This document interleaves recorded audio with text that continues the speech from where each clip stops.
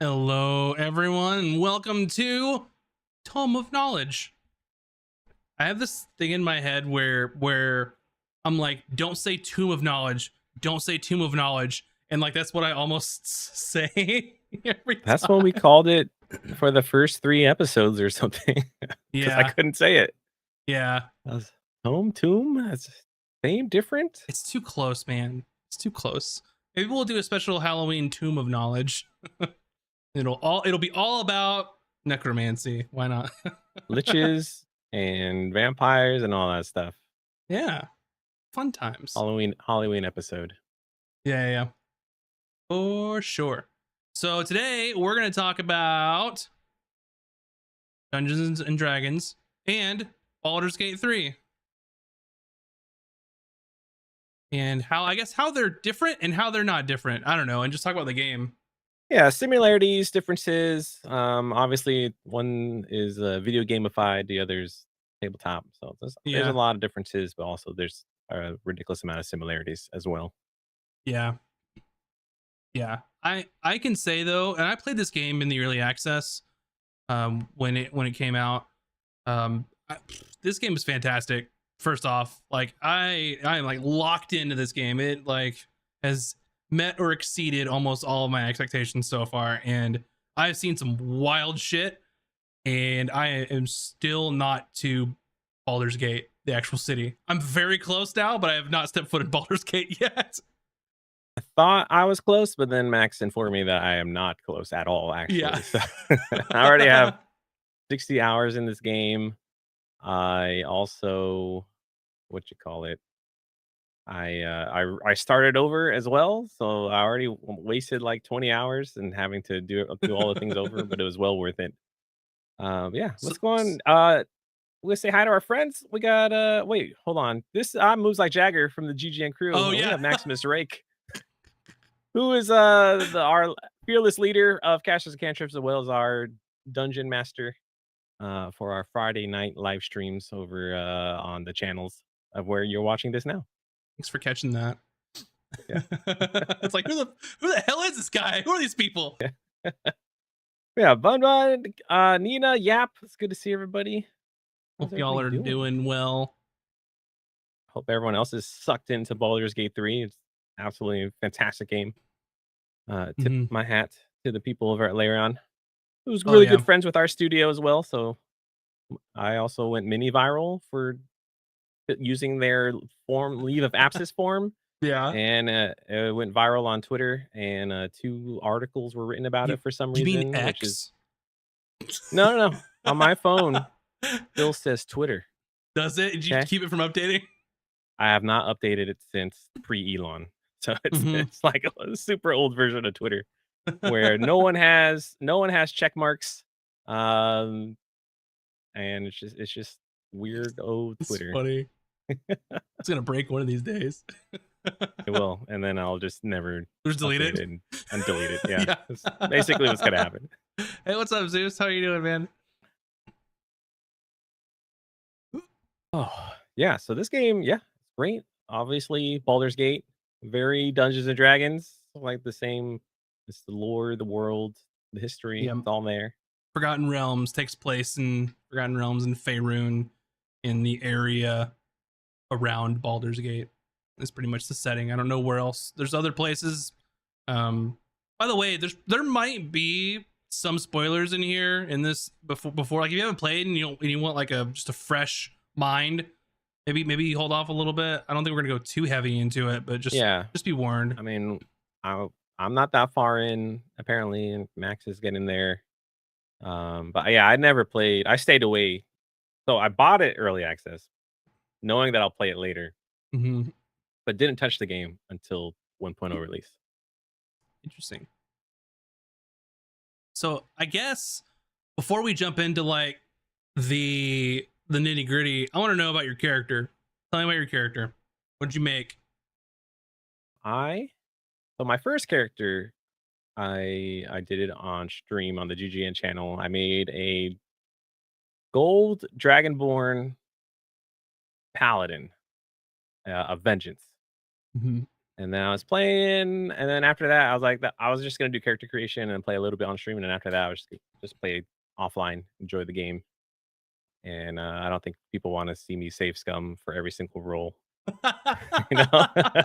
We can talk about saves going later on in the Yeah. episode for sure. And then I wasn't really digging the gold dragon paladin thing, so I re-rolled, and I was like, you know what? I'm gonna try a drow moon druid. So that's what I went with the hopes Mhm. of, because the whole marketing thing is you know, you can have sex with a bear or whatever. I was like, well, I'm gonna make a moon druid favorite class next to paladin. I'm sure Village will be very happy. But yeah, the sole reason was to have sex with a bear as a bear. I Jesus. don't know if that moment's passed or when it will happen, but or maybe I missed it. Who knows? I gotta explore that. There's time. There's time for you. Uh, If that's your goal in your D&D yes, life, there is. you have time. Okay, beautiful. Yeah. And it's what's my background? Outlander, maybe? I don't even Mhm. know. That's my Uh, character. I made a half orc vengeance paladin named Zog, and he uses a polearm because why not? And it's fun as hell. The reason why I chose like a character that has charisma first is I don't want to do all of like the like conversations with another character because it uses whoever's talking to that person uses their stats. I didn't want to have to rely Yeah. on someone else to do that. I think, yeah, that's whoever Oh is your shit. active character is, yeah, is going to be the one who does all the conversational rules. What's that? Say that one more time. Yeah, whoever is the active character is gonna Mhm. do the conversational rules, not the character you created or whoever you picked to be, if you picked a companion to be your starting character. Yeah. Yep. But yeah, he's super cool, full, obviously full plate wearing gentleman. And he's just basically a smite machine. is what he does. He's got cool stuff, but like when I really need someone to just die, just smite, just use all the spell slots. So I guess we could get into the paladin abilities later, because there's one thing I didn't like about paladin, Mhm. and that's like one of the reasons I, Sure. which is like irrational reason, but that's one of the reasons I re-rolled. But Yeah. We can start with classes if you want. And like sure. kind of what's in there and what you liked and didn't like. But yeah, we both started paladin because we were both in top tier, S Hmm. tier paladin. So of course you and I were probably most likely going to start paladin. Um, but so I didn't get to. I only got to level 3 paladin. So you probably have more insight on, since you're higher level. I Hmm. the one thing, one of the irrational reasons I re-rolled is because I didn't like the smite mechanic Mm. in Baldur's Gate 3. How so? And so typically, if you hit, then trigger smite, right? And this game is if you have to activate smite first, and if you miss, then it doesn't use up a smite charge. Um, I but just like, I hate to tell you, but on the reaction screen, you can click a check mark and it'll ask you every time you hit somebody. oh my god, I'm an idiot. You can have it to ask you if you hit them. You can ask if you want it to ask you if only you crit. And do the same thing with sneak attacks with rogue too. Oh, damn it! Yeah. Yep. Well, that's I'm an okay. idiot. I didn't look at the UI. I should have looked at the UI more. Yeah. Yeah. It's okay, because in the game, you can re-roll your class for 100 gold. So Yes. maybe I'll just Yeah. We'll switch to get to that paladin too now. later. Yeah. Yeah, yeah. I kind of want to talk about. So we're talking about classes. I'll talk about like what class are actually in the game. Mhm. And so I mean, it's every class except for Artificer, which I don't think they're going to add Artificer because usually it's reserved for like Eberron and like Eberron specific materials. It might. Mm. I've heard the word Artificer used in the game, but I don't think it meant specifically the class. I think it just meant like the word, like what the actual word means. And then I know the word you're talking about. Someone said Because it. Yeah.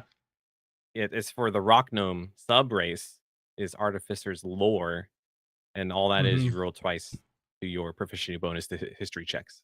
Yeah. Yeah. Yeah. Yeah. I think So that's the only place I've seen it. yeah, I think that I heard someone say something or like describe something. So I don't know. But as far as like the subclasses, like so barbarian, there's berserker with some changes. There's wild heart, which is basically totem but changed a little bit, and then Mhm. there's wild magic. Fighter has battle master, eldritch knight, and champion. Rogue has arcane trickster, assassin, and thief. Bard has lore, valor, and swords. Warlock, archfey, fiend, and great old one.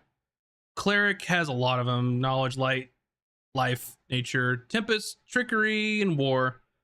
Druids, land, moon, and spores. I was very happy to have spores included because it's my favorite druid That's subclass. fun. Ranger as hunter, beastmaster, and gloomstalker.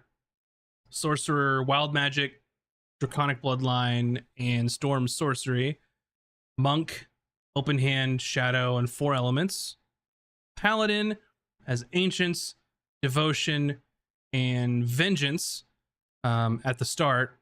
And then if you're a bad paladin, there are some other options later on. If you're not a goody two shoes, some things can happen to you.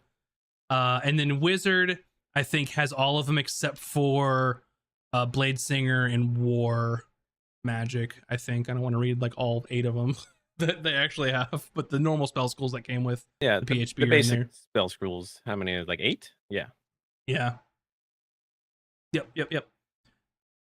One thing I wanted to bring up though that you mentioned, what's cool is that once you reach like a certain point pretty early in the game, you can respec not only your character, you can respec any of the origin characters, you can respec any of the hirelings if you don't want to use origin characters. It's like 100 gold. It's fantastic. Like I love that. It won't like change their like story. Like if someone's story revolves around like a deity or something like that, if you change them into like, you know, I don't know, because I originally wanted to just do a fully custom like group in the beginning, like I did in early access. But now that I can just change the companions, I get the best of both worlds, and that I get their actual like origin stories, and I can make them whatever I want. Yeah, that's super cool. Yeah, it doesn't affect the story at all. Just and I like how because normally if some people are only gonna do one playthrough, they're like, well, I got a taste of this class. I want to try something else, and just at the cost of 100 gold, and you could just try out a bunch of classes while not losing any progress of your game is pretty awesome. Yeah, for sure. Yeah, that's probably one of my favorite bits about it is you can just try whatever. Like if you made a mistake or you don't like it, like start all the way over. Who cares? And the ability to like start from the beginning and like change. Like if you want to change an origin character's class, you can actually go and change all their ability scores and stuff, so it makes sense. So it's pretty neat. I like that. And if you don't Yeah. like any of the characters, just hire hirelings. They added Mhm. that to the game too, so you could just hire your own party if you don't like the companions in the game, or if Mhm. you don't want to like mess with their side of the story, or if you just if you're doing a hire everybody playthrough. Village opinions on applying that to tabletop. I mean, in Baldur's Gate 3, after a very short amount of time, 100 gold means nothing in the game. It means nothing. So it's pretty much free. Now in a tabletop game, I would be more than happy to work with a player if they weren't having fun with their chosen class or subclass or anything, you know. And there's 2 ways you can typically handle it. One way you can handle it is if you want to work with your DM and come up with some story reasons because you like your character and want it to make sense in the world. Like I did that. Like Zeus helped me with that when I played with a game with him. And it made kind of sense lore wise. Took a little longer because we wanted it to, you know, kind of unfold. Or, you know, if you don't care about that kind of stuff, then, you know, your DM's like, yeah, cool, change to whatever you want. Then you change your character, you put it on the sheet, and then everyone around the table is like, "Oh yeah, that's Roberto. He was always a paladin. He was never a cleric." Like, I don't know. Like, it doesn't Yeah, have to make sense. that's what I do in my other friend's campaign. I was Way of the Elements monk, and I Mhm. hated it. And I told him, "Can I change subclasses?" And he's like, "Yeah." And it was just no story thingy. It was just like I showed up, and I was always that subclass. I was just, I think, open palm monk afterwards. Mhm. Oh yeah, it wasn't a big deal. But yeah, just I basically talk to your DM. yeah, I did that with a monk. It was the what is the name of that subclass? The only time I played a monk, it was the astral arm ones, way of the astral self. And I was like, Yeah. I was like, I just don't want to play monk anymore. I don't like it. So I went from an astral self monk to a rogue sorcerer multi-class. I did swashbuckler and storm sorcery, which was fun. And was he had one trick, but that one trick worked very well. um Anything in Baldur's Gate 3 that you think tabletop could use? Oh, that's interesting. Could Um use save scumming? No. There's things about Baldur's Gate 3 that they added that I don't know if I necessarily like. Nothing comes off the top of my head at the moment. Yeah, Because nothing comes to mind. I'll have to think on that one. Nothing like jumps out at me. Let's talk about what races are in, and then we can kind of dig deep into Well, this. if we're still on classes, I think Sure. rangers had the most Oh dramatic yeah. change compared to tabletop uh, in regards of how they changed favorite enemy in Natural Explorer. Oh yeah. A big, big, big change where when you pick a favorite enemy, I think you're picking some of them. You're picking like a group of enemy types, and then some give you skills. Others, you're good against spellcasters. Um, One, there's Keeper of the Veil, and you're good specifically against creatures that are not from the material plane. Um, or Sanctified Stalker, you're sworn to hunt down the enemies of holy or druidic orders. So I guess you're like a paladin ranger, like a holy You ranger. There's also one that's like you get heavy armor proficiency. Yes, Which I was like, whoa, something the knight. the the ranger knights. Yeah, I saw that. I was like, holy shit! Like, I don't know if I'd put that in the tabletop game, but that's kind of a fun idea. I was like, That's sure, kind of badass. I want to I don't be know. strength wisdom ranger and not give a shit about dex. I guess if you Yeah, wanted a holy to. knight, a holy ranger. That sounds. Yeah, I'll put that in tabletop for sure. Um, Uh, there's some that are just like you get resistance to a specific form of damage, which is pretty powerful. Like I think it's fire, cold, or poison are the three options you can get. and then there's natural explorer. So instead of picking a terrain, you can cast find familiar without expending a spell slot. Mm-hmm. The urban tracker, you just basically get proficiency in sleight of hand. Then yeah, there's the wasteland wanderer, and there's cold fire and poison, and you would get resistance against that. Mm-hmm. Those guys, I actually like those changes to ranger. It Yeah. seems more useful for. So I think I would probably convert that to tabletop. Um, Maybe the natural explorer needs to be expanded on more, other than you're just resistant against an elemental type, because obviously this game is heavily into like elemental damage types. Yeah. There's some significant changes to a warlock as well because I was like, oh no, hexblade, come on. Yeah. It's literally built into the pact, like Pact of the Blade. It Hmm. combines some of the hexblade stuff, basically saying like, oh yeah, you can use your charisma modifier when you take this as well. And I think at Pact of the Blade level 5, you're like you get extra attack. So like Yep. there's no hexblade because it's like built into that pact. So you don't really need a hexblade like subclass, to be honest, for the most part. There's some other cool things that'd be nice to incorporate, but I think I did tome for Will instead of blade. I did This is Blade. Yeah. and gave him a great sword. Oh damn. Okay. He just said, "Here you go, be the blade, buddy, get the big one." So yeah, I mean, it's his namesake, so. yeah, for sure. Like, no, put that rapier away, dude. Here, have a real sword. But yeah, I generally like some of those changes. Trying to think of any major things like for classes. There's some things like that are specific to spells. We can probably wait just a little bit to talk about spells, because there's quite a bit to talk about there. They made some changes to the berserker to where you're not exhausted after you're finished berserking, but they still give you a negative. Like, I think you get like a -1 to your like attack roll. It's cumulative over time if you keep using that feature or something like that, which seemed fair to balance out. Yeah, because you could just do it, and then because you could, was it reckless assault? You just do it all the time, once per turn. Yeah. Yep. Something like that. Yeah, I think that's basically the major changes to classes that I'm aware of. Because I mean, there's obviously Yeah. other classes I haven't touched that aren't the companions. So, like, I haven't touched Bard, for example, or I think I made a monk briefly just to try it out in our so at my work every other Thursday we do like a team bonding thing, and we were playing Baldur's Gate 3 this week.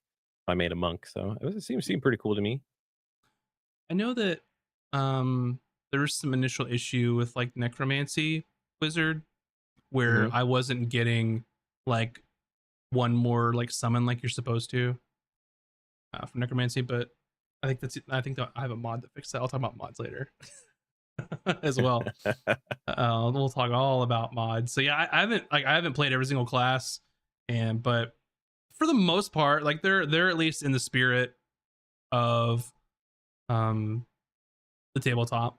Like, and I don't really expect everything to be exactly like 5th edition, because it's not really that kind of game. I don't think like it's not like Solasta is, which I love Solasta, but it's not as like stringent to like the rules as like Solasta is. Yes, Solasta. If you want to play a pure D&D game, like Solasta is a fantastic game, and Max and I played together for a couple times. Yeah, it's a, you're looking for that true D&D experience, then Solasta will be up your alley.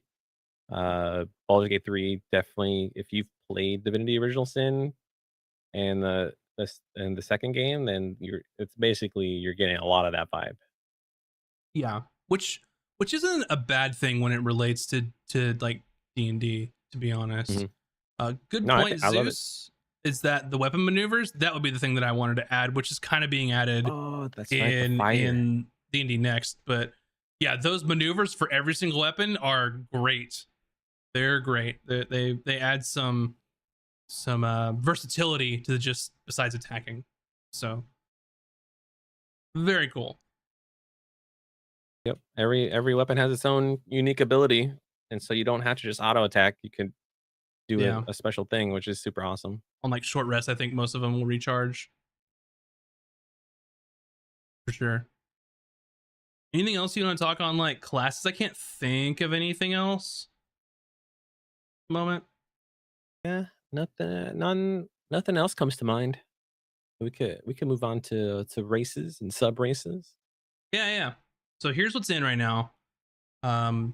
Human, Githyanki, half orc, Dragonborn with all the different colors and flavors from the PHB, gnome, which is rock gnome, deep gnome, forest gnome, half elf, wood half elf, high half elf, drow half elf, halfling, lightfoot, and strongheart.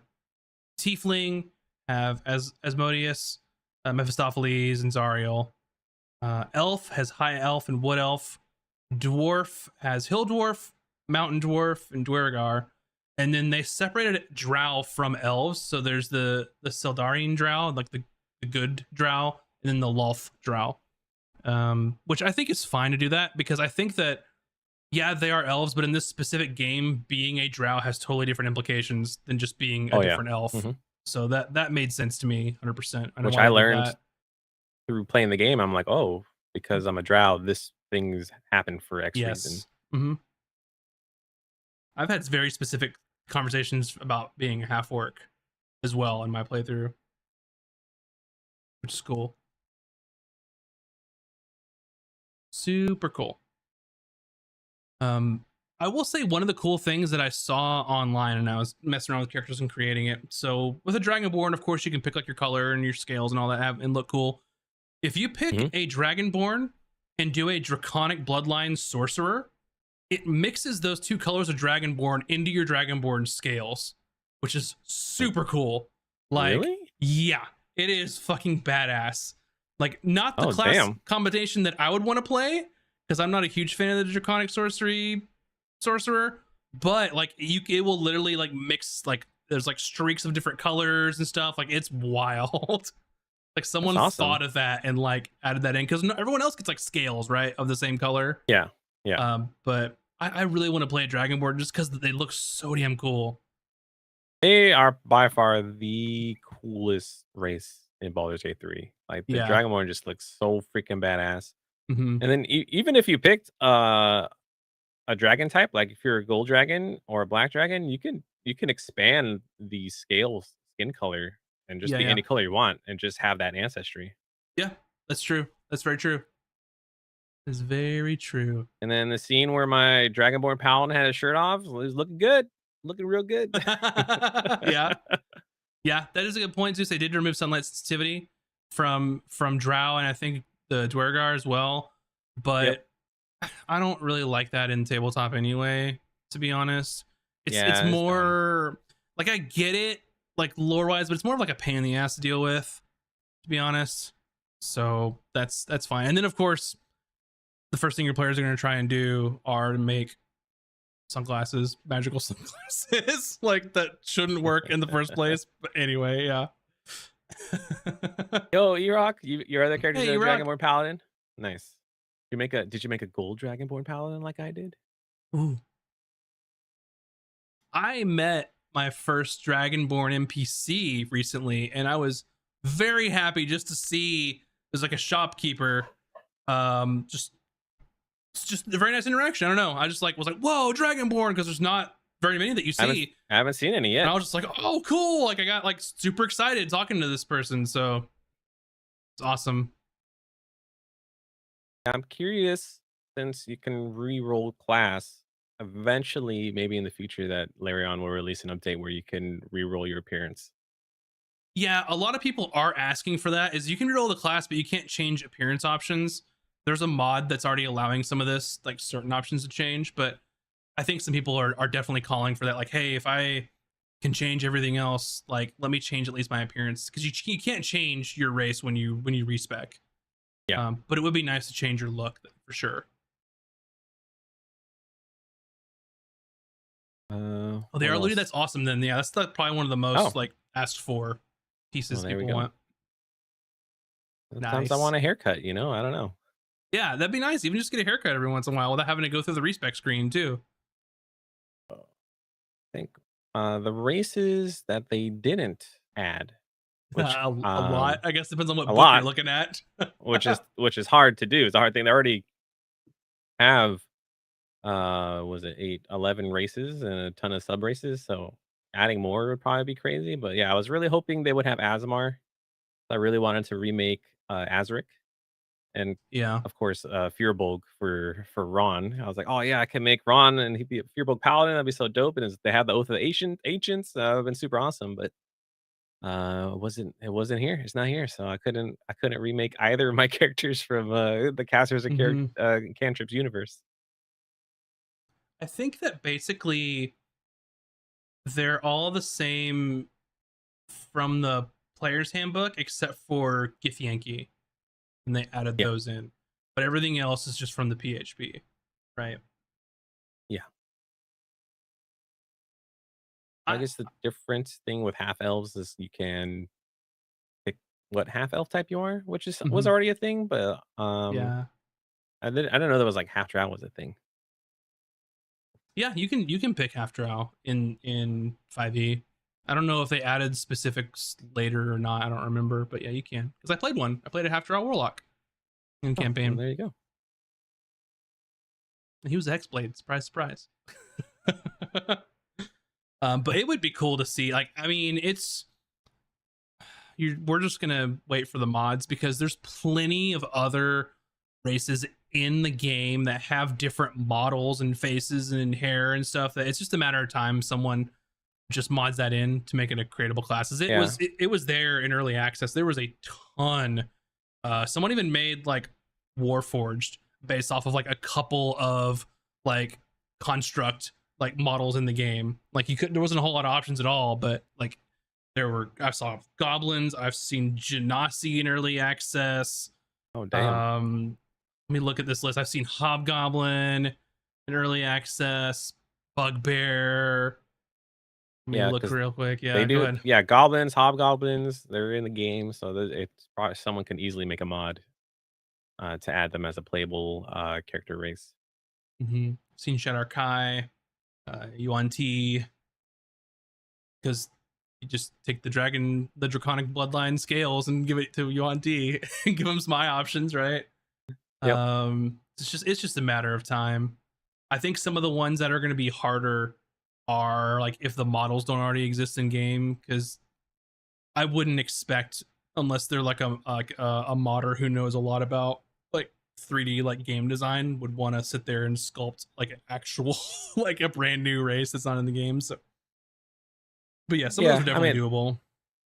dude, Iraq asked, do they do an expansion with this one and add more races and content, or do they just work on the next game? Uh, Expansion. like probably expansion. I don't know how the story ends, if it's room for like an expansion or DLC. There's gotta I be, right? Like I don't I know. I I think Larion said there won't be. They talk about they're Or not doing DLC. Well, shit. Because they let's see. Because they made a statement. Let's see. yeah, hit us with that statement. Because that's something to think about though. Like what Yurok is saying, like people are gonna mod those like races and classes and subclasses. So I don't know how. I don't. I don't want to say how profitable, but like I don't know how much that would draw people to buy the DLC if there's already mods for that. Now, if they add stuff that people can't mod in easily, that would be the winning ticket and add some story content. But Okay, so their statement is they haven't started on any expansions or DLC content, but it is not off the table. So there's possibility. judging of how popular this game is, I think that they'd have to be crazy not to, unless they already have other things in the pipeline that they have to move over to. But um, yeah, I don't know. I would love. I mean, this game has been extremely like extremely popular, extremely well done, very highly regarded. Oh, yeah. So no microtransactions, no like purchase like Battle in-game passes. cosmetics, no battle passes. Like I That's a had, complete game. It's not a live service game. yeah, and I've had very little issues, if at all. The only issue I had at the beginning, which sucked for me, is they had a problem with like their cloud saves on launch day and like the day after. So Hmm. I spent like an hour and a half on the character creator, and I was on the very first part, and then went to save, and I couldn't save. It was grayed out saying it was trying to sync. So the only thing that I lost is I had to go back and recreate my character, which was faster the second time around because I knew the options. But that's the only issue that I had, and that's been since fixed. You can use cloud saves no problem now. So it was like a very quick patch after like the second day that they fixed that. Yeah, I've had few issues. I've did encounter a couple bugs, and I submitted a ticket already. But so you find Scratches, a little dog that could join your camp, and he joins my camp. And then after I did an encampment thing, it was like a big storyline thing. And now Scratches is no longer in my camp. He's just gone forever. I'm Oh, very sad. I can't pet the dog. I I'm need sorry. Scratches back in my life. That's an awful bug. Yeah. So hopefully it's already known. I've seen like on forums and stuff that people are saying that their pets are missing. So Mhm. hopefully they come back. Yep. Unless I did something bad and they Maybe. ran I away don't and I know. don't even know. Yeah. Yep. I guess the other thing that happened is when I launched it initially in because there's the DirectX 11 and like the Vulkan version. Vulkan version didn't work with HDR for me, Hmm. so I went to DirectX 11 and haven't had an issue and never looked back. So very small issues. You want to talk about races more? I want to talk about spells. To be honest, Yeah, I will I think I guess the yeah, last thing I half want to they changed half say, yeah. elves. Mhm. Some people weren't very happy with the weapon proficiency choice that they get the human proficiencies rather than the elf proficiencies. So depending on your class, half elf combination, it could be an issue, could not be an issue. Because they get civil militia instead, so spears, pikes, halberds, Mhm. glaives, and armor proficiency with light armor and shields instead of elven weapon training, which is like long swords, short swords, short bow, and longbows, Mhm. which I'm sure people want. They would probably want to go half elf and want to have proficiency with bows if they're not a martial class. Yeah. I will say the bad thing about Dragonborn are like the breath weapon. I think is original from the PHB, and it's just not good. It's not good. I wish they would have used or had an option for the Fizbin stuff, but they probably I don't know about the licensing, what they could use outside of like PHB or not. So just waiting on somebody to mod that for me, so I don't have to do it.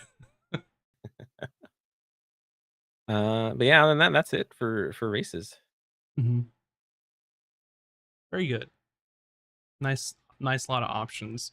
So spells, you saw a little bit. I saw you saying Zeus that like some of this like the like spiritual weapon, like it actually has like HP. The enemies will like target it, which I guess is fine. I don't. I mean, I get why they would want to do that. Because it was the same thing for it's not fireball. What's the other one where you actually Flaming sphere, it has hit flaming points. Yeah, sphere is the same thing. It has hit points. It actually takes a turn and stuff like that. Which, I very effectively used flaming sphere in a doorway that they could not get past and had to keep trying to hit it and could not hit it and just burn themselves alive. So I'm yeah. not too mad about it.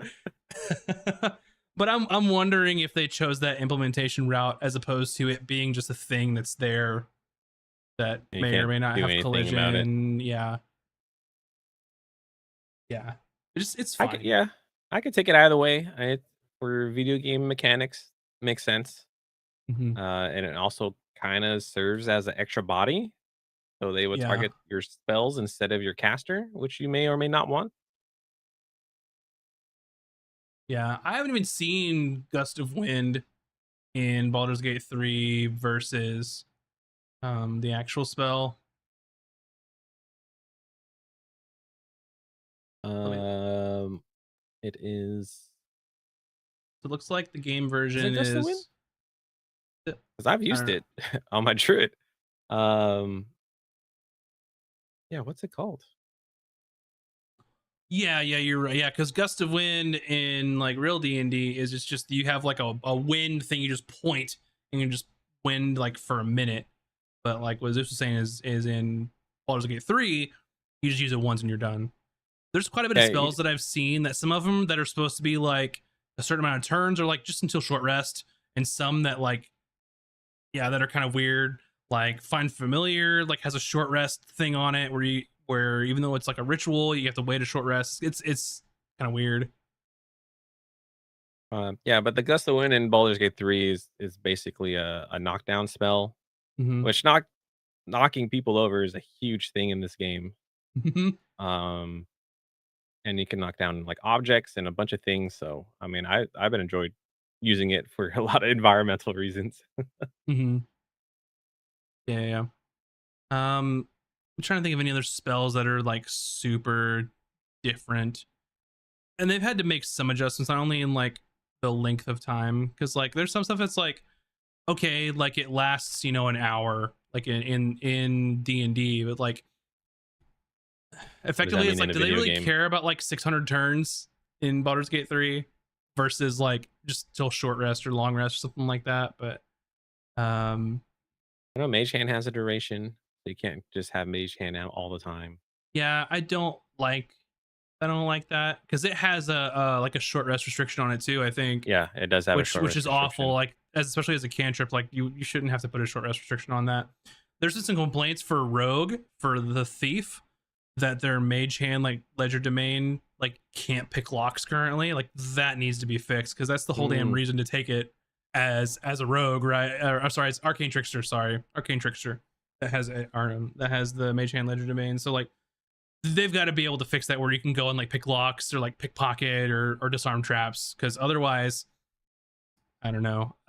It's also weird that your mage can attack and like shove people and stuff. That's weird. Same with like your familiars and Find Familiar, but I guess they're just trying to make them seem more useful, because a lot of the things that you can do with those in the tabletop, you really can't in Baldur's Gate 3. So yeah. I think, yeah, that would specific design reasons because it would just straight up break the game or cause a lot of bug issues. yeah. Good question from Village. Do you think playing this game will affect how you play in tabletop? Absolutely not. Nope. Absolutely not. Because in my mind, like this is a video game, right? Yeah. And then it's very different than playing on tabletop because it's a collaborative game. You're playing with other people. Hmm. You can't load a save if you made it failed a check. You know, Yeah. like I don't know what it is about this game. Like if I fail a check, I will just reload. But like if we're playing tabletop, like if it's a failure, just roll with it. You can't succeed everything. You can't be good Yeah. at everything. You know. I think that is the leading like video game mentality versus tabletop, because any DM worth their salt makes the failures just as fun, or if not more interesting, than if you just pass every single check. But when it comes to a video game, you have this built-in mentality of like, oh, I have to beat it, right? Because there's an ending. You have to beat the game, right? And I don't. It doesn't really do a good job of making you feel good about if you fail something.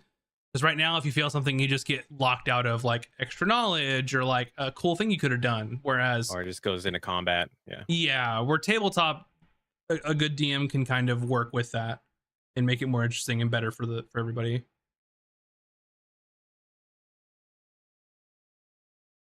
That is another thing I found interesting because Divinity Original Sin 2 has Dungeon Master mode, and you can like make maps and make your own campaigns within that game, which is like super crazy, super awesome. So I'm surprised it's not in Baldur's Gate 3 where you can have your own DM mode. I Um, saw that they made a statement saying that implementing that was extremely difficult and time consuming, and not a lot of people use that. So they spent so much time on that for just a small percentage of people that they didn't have any plans right now of tackling that in Baldur's Gate 3, yeah, which I that totally makes sense. understand. Yeah, it totally makes sense. Especially if they had the telemetry data saying like, yeah, barely anyone used this mode. Then is that there's definitely no reason to use time and resources to make a mode for a small percentage of your player base. Hmm. Yeah, I agree with that, because there's plenty of ways to play D&D online. You don't need a DM mode with Baldur's Gate, to be honest. Like, I don't think so. The Blade Ward, like you said, Zeus Blade Ward and True Strike, they extended it to like 2 turns, I guess, for Blade Ward, I think, right? Yep, correct. I think True Strike's still the same though, isn't it? I'll have to look. Um, you get advantage on your next attack roll for 2 turns. So it's 2 turns after what you do. So not like counting that turn, I'm assuming. I think so Because if it because counts it's that a turn, then it's the same. yeah because it's Basically, an action. logistically. Yeah. Yeah, I don't know. But yeah, I guess it's fine. Like it makes sense. Just I mean, I think True Strike is a dumb cantrip. Like there are some times where it could possibly like tactically make sense, but in D&D you're more often than not just better off doing something else for the most part. But Yeah, unless you're like setting up an attack and you cast it out of combat and then you go in having an advantage hit, but there's better ways of getting advantage than casting True well, Strike. not to mention like logistically, you use your action for True Strike to get advantage on the next time. Unless there's a specific situation that would require that, like if you're a rogue and then wanting to get sneak attack and there's no other way to do it, you may as well just roll on both turns. But in my opinion, but I mean, if you know, I think that the math would check out, but I don't want to go too deep into Dungeons and Accountants. But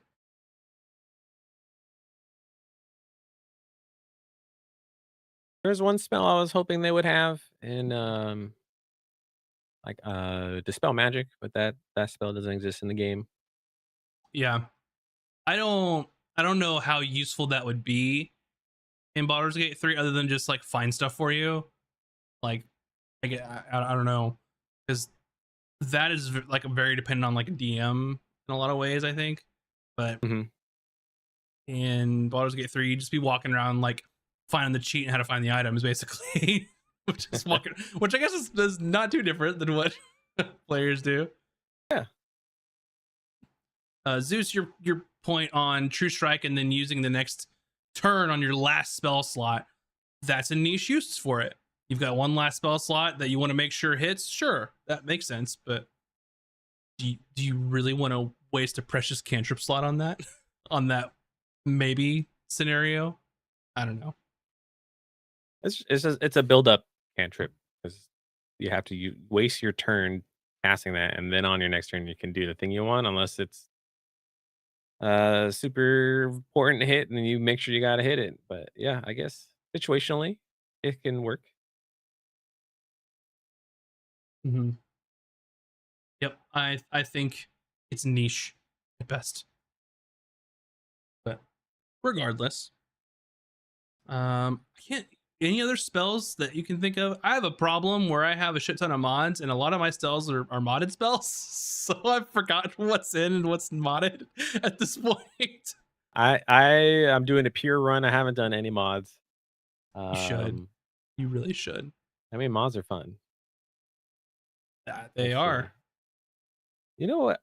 What is interesting is the use of spells that you use in this game that I wouldn't necessarily use in tabletop Mm-hmm. is like command. Command is amazing in this game. Like you just halt someone Yeah. and then you just beat the shit out of them. It's Compelled freaking duel. awesome.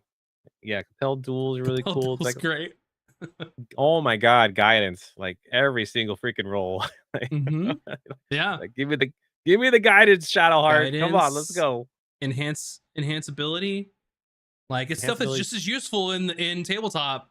People don't really they don't associate the like I know people use guidance, that's for sure, but like Yeah, enhance abilities, people kind of sleep on that one, I think. I do, and I use it so much in this game that I would never use it tabletop.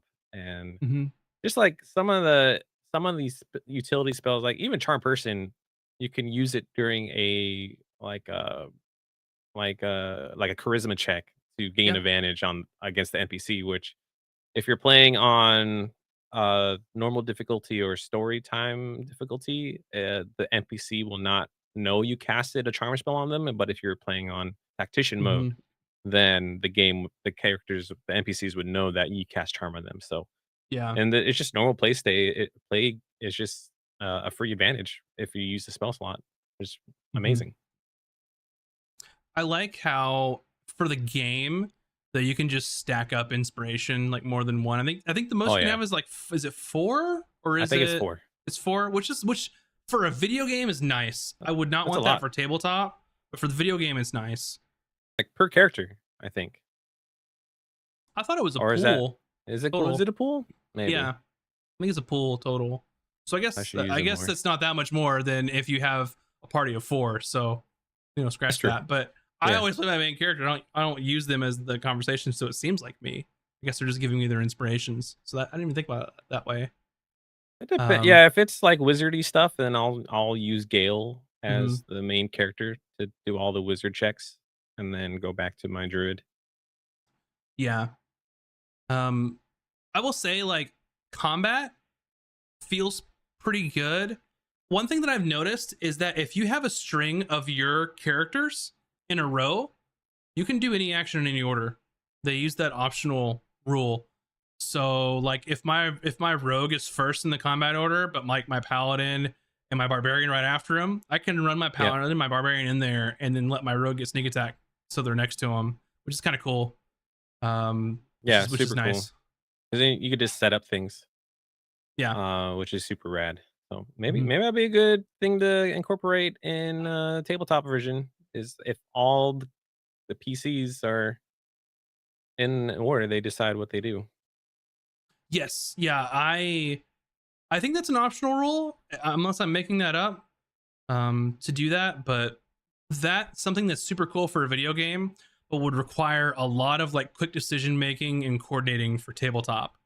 Otherwise, it's like, Yes. well, I'm gonna go here and then you go here and like that kind of stuff, which we try to avoid, I think, in the show. Yeah, I think for our live stream show, it would be tough. Yeah. Yeah. But if we were not streaming, then yeah, we could go like we can plan out what we're doing. Hmm. There are some changes that are weird in combat. So like shoving is a bonus action in this game. So you can just beat down somebody and then just shove them with your bonus action away. It Which knocks them feels far. weird. Yeah, it knocks them pretty damn far. It's not like 5 feet. It's like they're sailing through the air. Like it is very easy to complete encounters by just kicking somebody off of a high place. And then Yes, always be shoving. Thanks, yeah, Cassidy yeah, yeah, Rock. yeah. The problem with that is you don't get their loot if you're interested in Yep. it. So Yep. you don't get the loot. So there's a You trade-off. lose the loot, but you can end combat real quick because there's so many chasms or Uh-huh. bodies of water and lava, and just all these things where you can just end combat real quick by knocking someone off. And I'm such a loot goblin that I won't do it unless I have to. Like I'll knock them off a high place if I know there's ground underneath them that I can get to later, but I don't want to knock them into like a chasm where I can't get their stuff. So that's weird. Jumping is weird too. Jumping is a bonus action, so your jump distance is based off of your strength. And like if you have a 20 strength character, like you can jump really far. Yep. But jumping is a bonus action, and you have to have, I think, at least 10 feet of movement left to jump to use that. So there's been some times where like it's been fun, like it makes sense, and there's been some times where it's like, oh, I jumped like this little distance down, but now I can't use my bonus action even though I just jumped like 10 feet. It doesn't feel very good. I my druid has enhanced jump, so it triples your jump movement. And Yeah. man, I can go anywhere. It's so good. There's some points in the game where like there's some certain effects happening that you're just like launching just 80 feet. Like it's insane. I will Uh, say too. Oh, go ahead. I was just trying to think of like other like weird combat things, or maybe I got something. things you could do because it's a video game that you couldn't do in tabletop. Um, I don't know about just because it's a video game, but there are certain instances with like a really long jump or spells like Misty Step or like Dimension Door. Um, you could, if you wanted to and spend the resource, you could just straight up skip a puzzle. You could just skip it completely and not deal with Oh a yeah. puzzle because of it. Which isn't dissimilar to tabletop because Yeah. if the players have the resource, let them use it. So I think it's pretty cool that if you're like, I don't want to do that fucking walk this little maze thing, I'm just gonna Dimension Door Misty Step all the way through this. And it's pretty cool that you can do that. Yeah, I also like that they design certain areas in mind like that, where like Hmm. the players are gonna have a ton of options. So let's give them different ways to solve a puzzle or go through traps or whatever. Yeah, yeah, for sure. There's some points that like about character creation and like leveling up. Because there's feats in the game, right? And they do the thing where ability score, take a feat. But I feel like there's not a whole lot of like half feats. for certain like ability scores that I've noticed that I wanted to go back and like respec because I expected them to be there. Like I Yeah. feel like there's a few for like strength and dex, there's a few for con, there's several for charisma. I think I saw maybe one for int and wisdom, and it's the resilient one, which if you're a wizard, you already have proficiency Yep. in intelligence saving throws. There's not a lot you can do. Yeah, But they don't add. Do they? Because when I saw they don't add like no, yeah, some of those feats where you get +1 stat and then of this feat ability. So they don't have any of that because a lot. If you do the recommended stat build when you make a character, you always have that. I wish there was a feat that just gave me the 1 strength and the do the thing. yeah, there's some of those. There are a few that I've seen. But I wish there were more. I will say some of the feats are like Warcaster sucks. Like it's awful. Now, I don't think Baldur's Gate 3 cares about like if you have a free hand or anything at all. Like I don't think Nope. it cares at all. But Warcaster, the thing you want, you can't cast a cantrip on an opportunity attack. All it lets you do is cast Shocking Grasp on an opportunity attack. So you're locked into Shocking Grasp. So In a way, it makes sense because then it's a melee touch spell, right? let me use You my can't extra like modded spells, man. Come on. you can't firebolt someone as they run past you. But Should be able to. yeah. But yeah. The find familiar stuff like the imp or the quasit, those are some pretty cool stuff because then it gives you like a little extra battle buddy, and they give you just extra Yeah. body if you want to be the summoner type wizard. Yeah. I've made Gale into a necromancy wizard. So and then I gave him some other summon spells. And it got to the point where my game was slowing down because I had so much shit on the screen at one time. It was like I was like, oh, maybe I need to pick somebody else to play around with now. But I will say, like, my favorite familiar of the normal familiars is probably the Raven because it only has 1 hit point unless you're smart and cast aid, which in this game, casting aid is like all your friends can get it. So if you have like 5 summons, they all get it, and everybody else. But that Raven, if it hits, it has a chance to blind Yeah, it's on awesome. hit. So you fly in, you hit it, and they're blinded. You just fly away. And I'd use that all the time with my wizard. I went evocationist with Gale because I can just fireball into my group and not worry about Just damaging friends. indiscriminately. It's just so good. Like, yeah, don't worry about friends. Fireball right in front of you. Boom. Yeah. I will say, because I respect Lizelle and she's a wizard. There was a point that I was facing some enemies and I gave her lightning bolt because lightning bolt doesn't get a lot of love. And I hit 8 enemies at once with 1 lightning bolt, and they were just in a perfect line. And I was like, I'm just gonna move over here and just I think it killed all of them but 1. It felt so satisfying. It was amazing. One thing the game doesn't care about either is the whole if I cast a leveled spell as a bonus action, I can only cast cantrips as my action. Doesn't care about that either. So I'm pretty sure I've misty stepped to get into position and then just lit somebody up with another spell. Oh yeah. Yep. So that's super nice. Yeah. Yeah. So that's another thing that's different. But well, lightning bolt, it was so satisfying. And the creatures that you kill, they'll take on some properties of what happened to them because they looked like they were crispy from the lightning bolt. And I've had enemies frozen when you like use a spell and kill them with a cold spell. Other 2 spells that we probably don't really utilize too much is speak with dead and speak with animals. Like I use those all the damn time because you get so much good information. Yeah. And it's just cool to do it. Pretty early on, you can like there's a ton of magic items in this game that give you like access to spells and stuff. Like there's an amulet with the speak with dead that lets you just like once you use it once, it's the whole day you have access to it and you can just keep reusing it Until long rest is amazing. Yeah, it's great. And Speak with Dead's amazing in this game. You can just find people that are already dead and talk to them. They'll even light up for you if you already have the spell active, whether or not you can talk to them. And I have like a constant stack of at least 10 Speak with Animals potions, because there's been specific conversations, specific quests that are just easier or give you more information from talking to them. It's fantastic.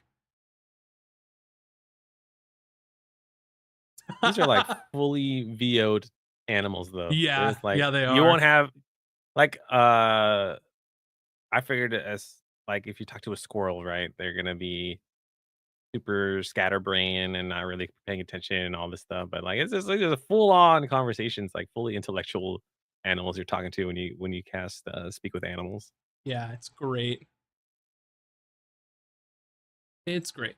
And also I will say that there are some entities in the game that technically aren't beasts in 5th edition, but you can use Speak with Animals on them.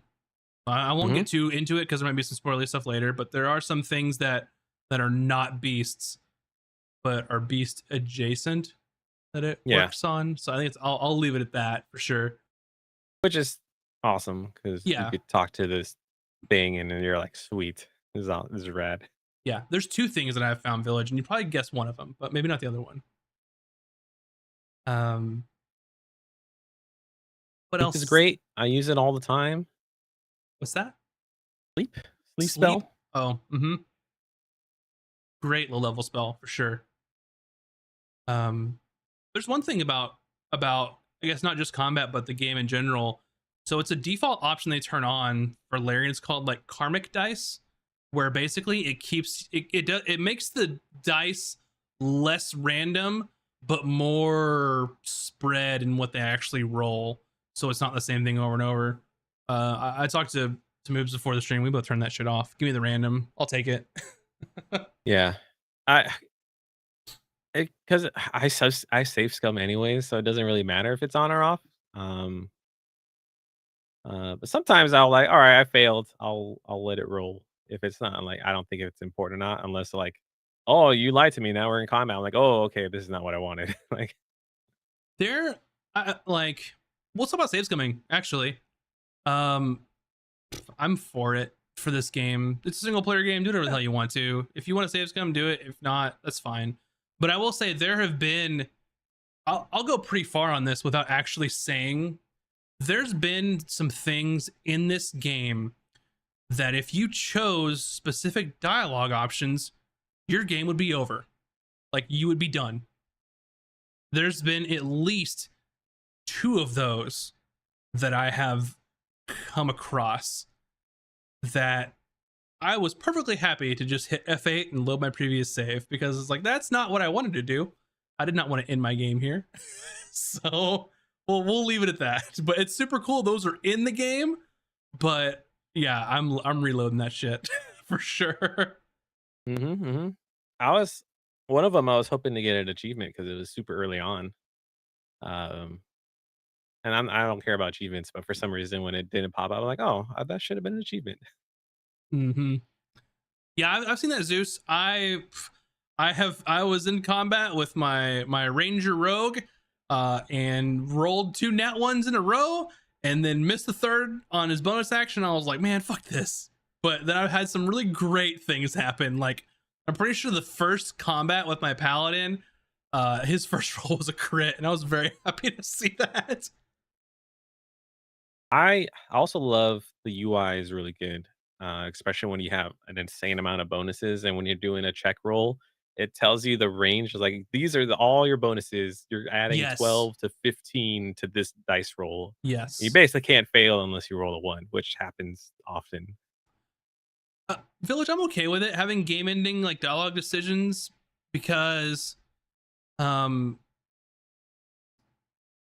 think they expect people to reload it if they didn't want it.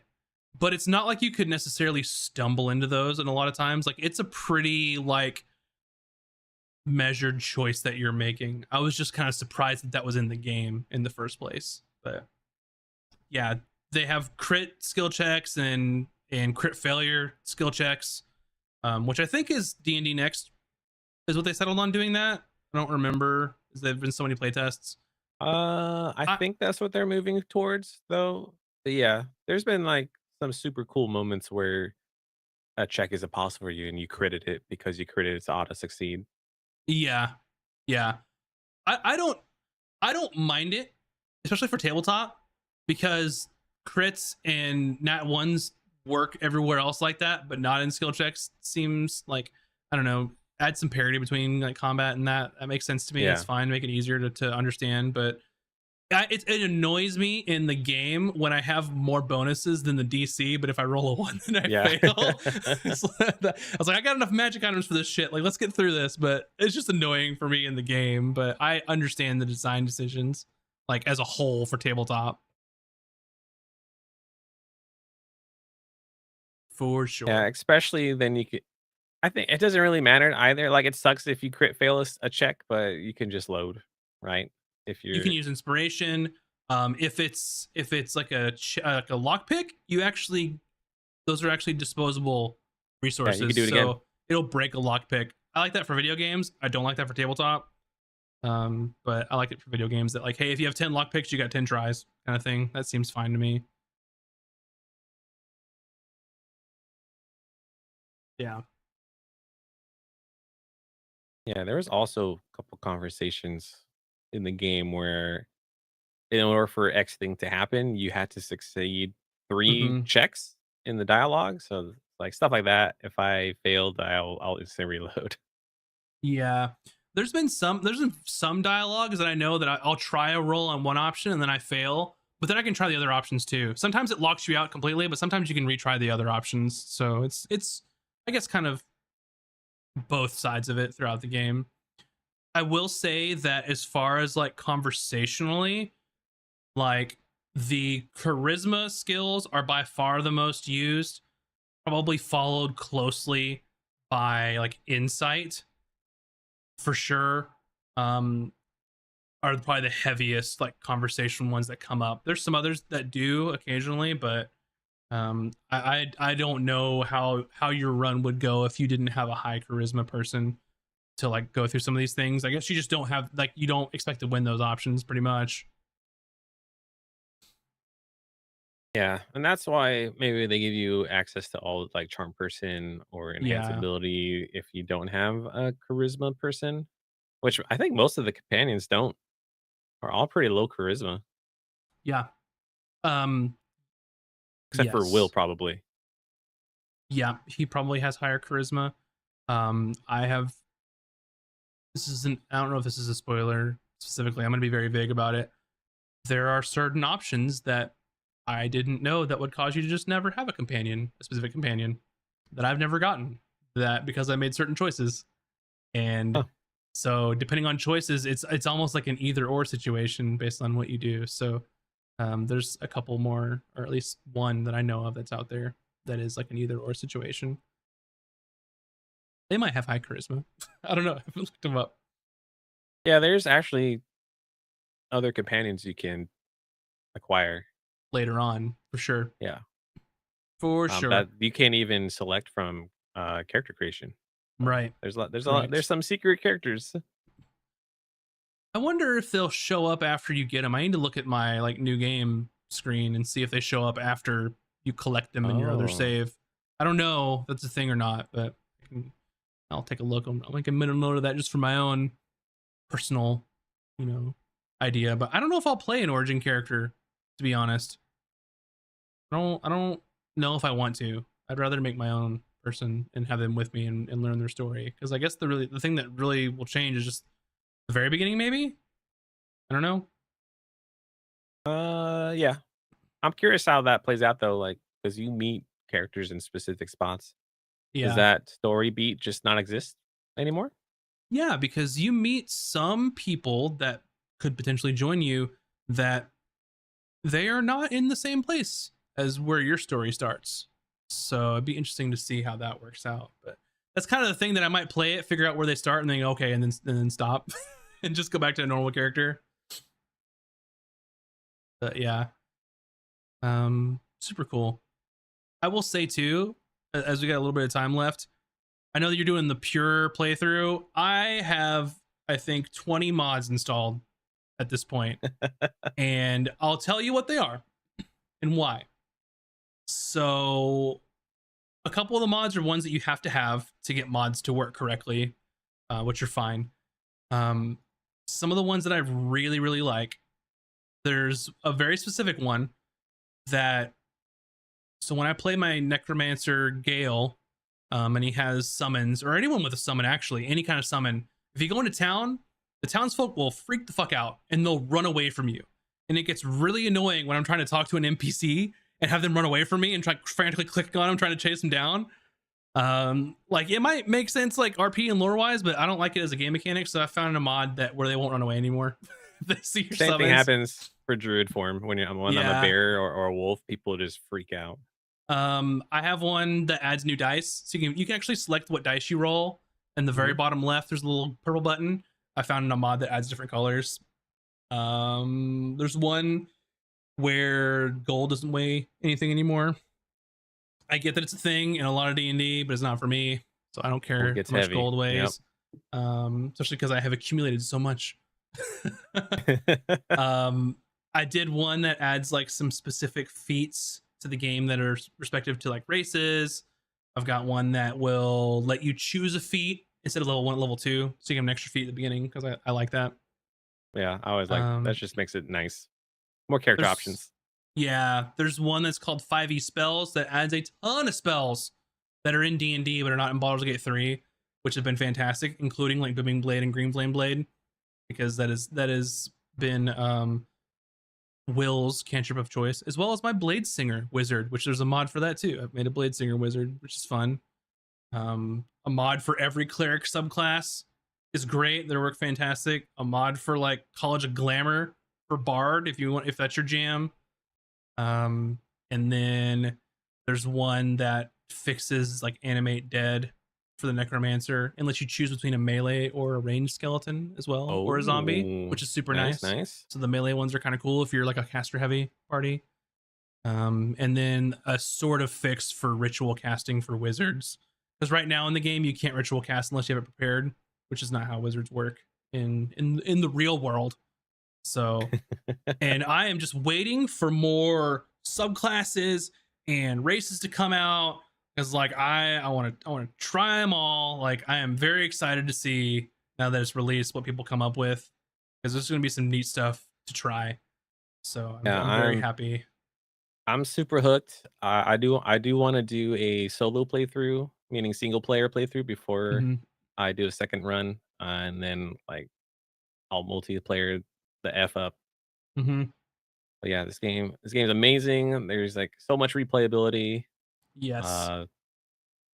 Yeah, I can't wait to do my evil run where I'm just slaughtering everything and consuming everything and using all the powers. That's on my back of my mind. I'm wondering, it's like, what if I did this completely differently?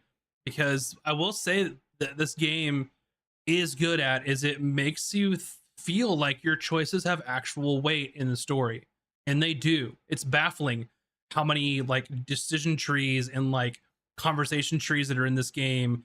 And like, I've had stuff where, you know, like I've waited too long on a quest and they specifically said get over there, and it just failed. It failed. Or I did something else and progressed, and other quests failed because I didn't give them the time they needed. So like, dialogue choices, like, it's crazy. So feels like there's deep. Yeah, there's a lot of different ways to like complete quests too. A lot of them anyway. So it's pretty fun. Yeah, if you love D&D, or if you love Divinity Original Sin 2, and you want those games married, then 100% pick up this game. It's incredible. It's really good. Yeah. I feel like one of my biggest gripes in early access were a lot of the like environmental type damage, like all the barrels and like stuff on the ground. But I found in the release, it hasn't bothered me as much. I don't know if I'm just used to it or I avoid it or what, but I don't think it's overtuned as it was in early access from what I've seen. And yeah, because I know in Divinity Original Sin 2, that shit was bonkers. Like, it was everywhere. And here it's not so bad. And Yeah, like, yeah, it's the fire stuff there. goes away. Eventually they go away, or if you have create water, you can just get rid of that shit. Hmm. Yeah, Yeah, it's there's ways to mitigate really, it. really good. I've also used it to great effect though. Like it just so happens there's a fire barrel, I'll use the hell out of it against some enemies. So I know people spent 2 hours setting up this mega bomb puzzle just to kill a shitload of NPCs. oh yeah, I And don't then even do watch it that. pay Yeah, off. And watch it pay off. It's like, oh, that stuff's super cool. I don't know if I have the patience for that, I don't. but it's super cool when you see it pay off. Yeah, I'm the kind of person that I'll pick up like 15 different type of poisons, and I'm like, I don't have time to apply this. Just sell them. Like it would make the game easier and like make combat easier. But I'm like, nah, just sell it. I don't care. I don't want to put poisons on there. Just give me money. I think it works out because you can it's a bonus action just to apply it Hmm. and then you hit it. Or I also really enjoy if you hit the range attack option, it pops out which arrows you want to use, Yeah. Hmm. which is super nice. And then they have a lot of creative arrows, which Yeah. I've been using for Asterion, which has been fantastic. Yeah. I'm too lazy. I don't care. I'm just like, just do it. I don't need it. I don't need that extra shit. But anyway, let us know what you think about Baldur's Gate 3, like what you like, don't like. Tell us what your characters are. Go into Discord and like post pictures of your character. I would like to see them. Yeah, I want to see what y'all are discord.gg doing. /casters and cantrips. Yeah. Or leave it in the comments, tweet at us Yeah. at casters cantrips, let's go. Go watch some YouTube videos because we're getting closer to our 4,000 hours goal. So go check them out. Yep. I think we are a little over 500 hours to go. So, Mm-hmm. and then we can apply for partnership and then get cool emotes and Mm-hmm. monetize and all those cool things over on the YouTube land. So, Yep. appreciate every single one of you. Yeah. Anyway, tomorrow, Bun Art stream, and then Friday is going to be our next episode of the campaign. So I think that's it for Baldur's Gate 3. Go play it. It's fantastic. I think you will enjoy it. See y'all Thanks. later. Have a good one. Yeah. Bye.